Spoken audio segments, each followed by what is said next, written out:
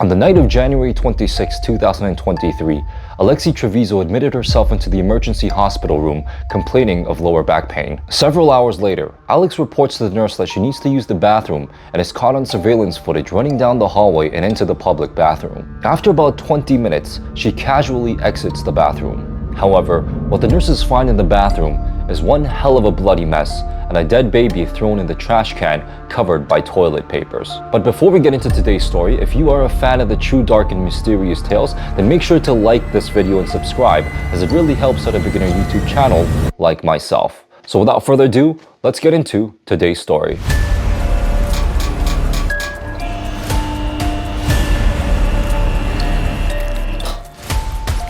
Alexee Trevizo was only 19 years old when she decided to admit herself into the hospital and throw away her newborn baby in the trash can of a public bathroom. And because this case is currently ongoing, not much is known about her other than the fact that she was a cheerleader and that she was dating her boyfriend named Devin Fierro, and we'll get to him later. Alexee seemed like a normal teenage girl from Artesia, New Mexico, until she wasn't. On the night of January 26, 2024, at approximately 11:47 p.m., Alexee checked herself into the Artesia General Hospital emergency room complaining of lower back pain, and she was accompanied by her mother. When she checked in, the working nurse claimed that Alexee was noticeably uncomfortable. She was extremely fidgety, which caused the nurse to be suspicious of other issues such as kidney stones and other health failures. Immediately upon check-in, Alexee denied her pregnancy and told the nursing staff that she had regular periods and did not engage in any sexual intercourse. Alexee further told the nursing staff that she was currently on her period. Now, while her lab work results were being analyzed, at 12:18 a.m., just 30 minutes after she had checked into the hospital, Alexee was administered some drugs to soothe the reported symptoms of her pain. And after about 10 minutes, at approximately 12:28 a.m., Alexee was administered some more drugs and, most importantly, some morphine. It took some time for lab work to be analyzed, and when the initial lab work results were released to the doctor, to absolutely no one's surprise, Alexee was indeed found to be pregnant. The positive pregnancy results were sent to the doctor and nurses via computer at around 12:51 a.m. Now, about an hour after Alexee's pregnancy results were sent to the doctors, at approximately 1:37 a.m., a nurse comes to see Alexee's room to remove her from IV. However, Alexee makes a sudden request to use the bathroom. Surveillance video inside the hospital shows Alexee running down the hallway with her hands over her buttocks, demonstrating an obvious sense of urgency and into the public bathroom. However, it was an urgency that no one could have ever expected. After about a minute later, her mother is shown in the video checking in on her daughter, who just ran to the public bathroom. She doesn't enter the bathroom and seems like she's communicating to her from outside the bathroom. She steps away and in about 10 minutes is seen checking in on her again. Again, she doesn't enter the bathroom and is seen talking to Alexee through the bathroom door. And for the next 5 minutes, it is now very clear that the hospital staff are now aware of her prolonged bathroom visit and seem visibly antsy and are seen pacing in front of the bathroom door. It was later revealed that the hospital staff members were concerned about what was happening inside the bathroom. They were attempting to get Alexee to open the door as they could hear the toilet flushing repeatedly, her grabbing a normal amount of paper towels, and the sink was also continuously running. The staff repeatedly requested Alexee to open the door, in which she did not comply. Eventually, one of the staff brought a key to open the door to check what was going on inside the bathroom. And as they were just about to insert the key and open the door, at approximately 1:57 a.m., about 20 minutes after she entered the bathroom, Alexee voluntarily opened the door and exited the bathroom. When the hospital staff stepped inside the bathroom upon Alexee's exit, they reported seeing blood in every angle of the bathroom. They claimed that it appeared that she had attempted to clean the mess up, or whatever the mess was. Unsure of what exactly happened, the nurses assumed it may have been a miscarriage. Then the nursing staff started treatment on Alexee for what they initially thought was Alexee trying to harm herself of having pregnancy-related medical problems. Meanwhile, Alexee walks into her room, unassisted, and if we didn't know any better, it seemed as if nothing had happened. However, upon Alexee's exit from the bathroom, at about 2:08 a.m., the cleaners entered the bathroom. And upon entering, the nursing staff checked the toilet and found it to be empty. The nursing staff then checked the trash can inside the restroom and found nothing on top of the trash. So after about 30 minutes of intensive cleaning, The cleaner went to take the trash can bag out of the trash can and found it to be much heavier than usual. Sensing that something was wrong, she looked through the trash can and found the tied-up trash can bag underneath the other trash. She claimed that the trash can bag was folded under with the tied end underneath itself.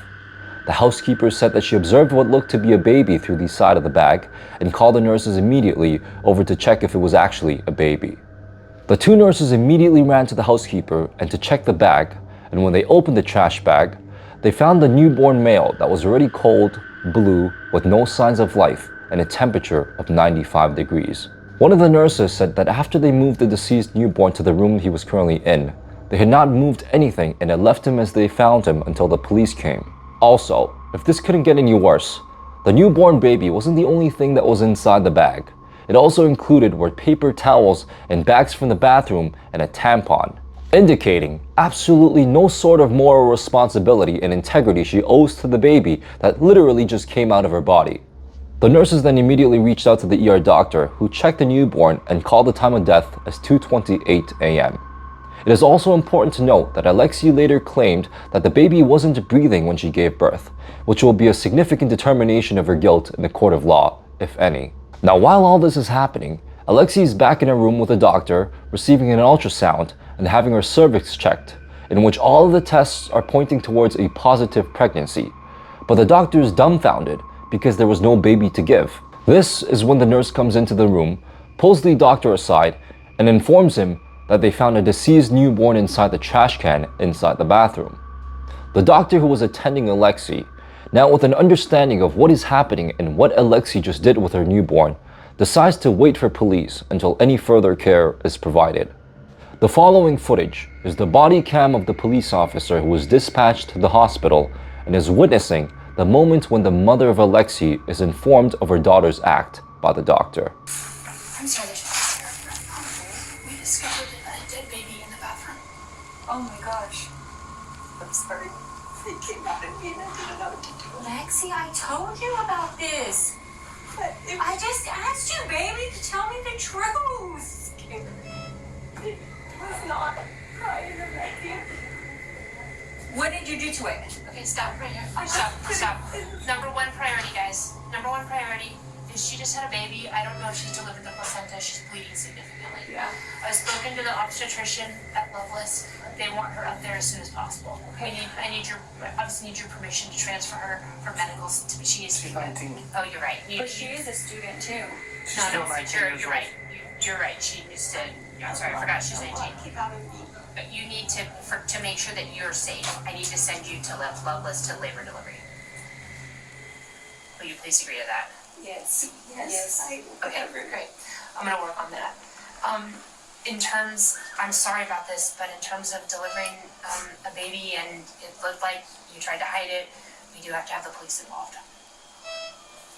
And nothing was crying. It came out with nothing. I know. But the baby's gonna have to be taken for autopsy and there'll be an investigator and everything. I'm really sorry, guys. I'm sorry. I'm so sorry, but we need to do this correctly. And I want to be transparent with you about what our steps are going to be. Okay. Officer, do you guys need to talk to her before we get her transferred? How long is it going to be before you have to transfer I out? don't know. What were you working on? Okay. Marina, do you think 20, 30 minutes? Yeah, hopefully, yes. Okay. I got detectives on the way, so Okay. they're going to be talking first. Okay. Now, upon police's arrival, the doctor and the police agree on the priority that Alexee just gave birth and requires immediate medical attention. She has agreed to be medevaced to a different hospital in Roswell, and in the process, it is also revealed that she's delivered a full-term baby. Alexee hid her pregnancy for 9 full months. Do you guys have, I'm the charge nurse here, do you guys have any questions for me? Like how big is the baby? It's full term. What? 9 months? Nothing was crying. Lexi, have you watched the news of the girls that what they do to their babies and what they go to jail? Nothing was crying.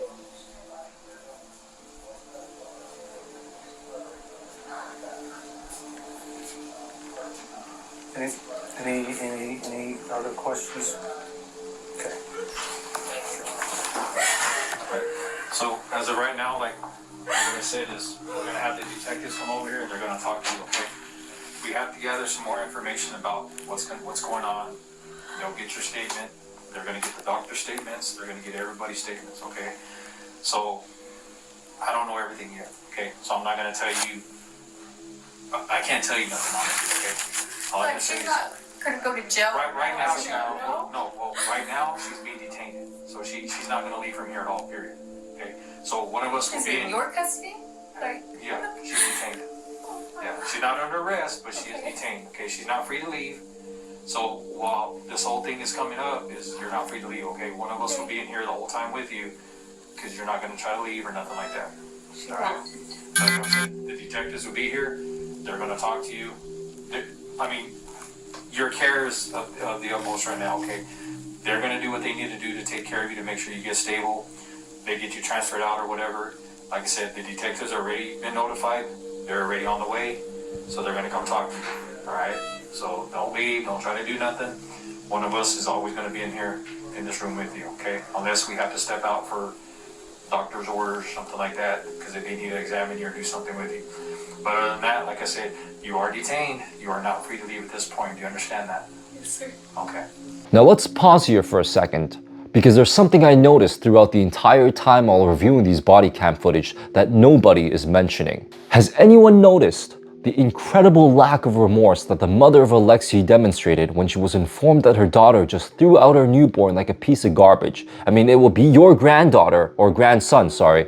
It almost feels as if she was forcing out an intense reaction that she doesn't genuinely have. The tone of confrontation and the sense of urgency that she should have for her grandson is completely absent, and is definitely incredibly odd to witness. The mother treats Alexee like a complete child and leaves me to imagine the lack of discipline that is enforced in their home. Just rewatch the first time when she was informed. A dead baby in the bathroom. Oh my gosh. I'm sorry. It came out at me and I didn't know what to do. Lexi, I told you about this. But it I just asked you, baby, to tell me the truth. scared.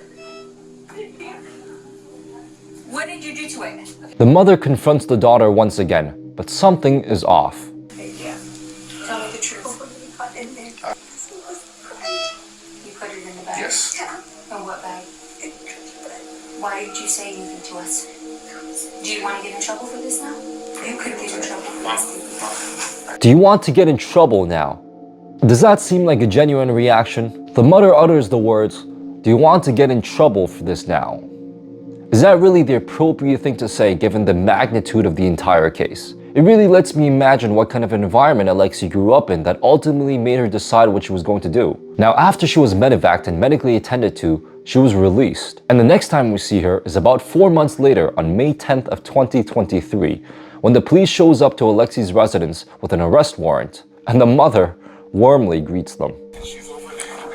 I understand that, but I have a right to know as well. We'll tell you that, but we Okay, then let me know now. need the corporation. Let me know now.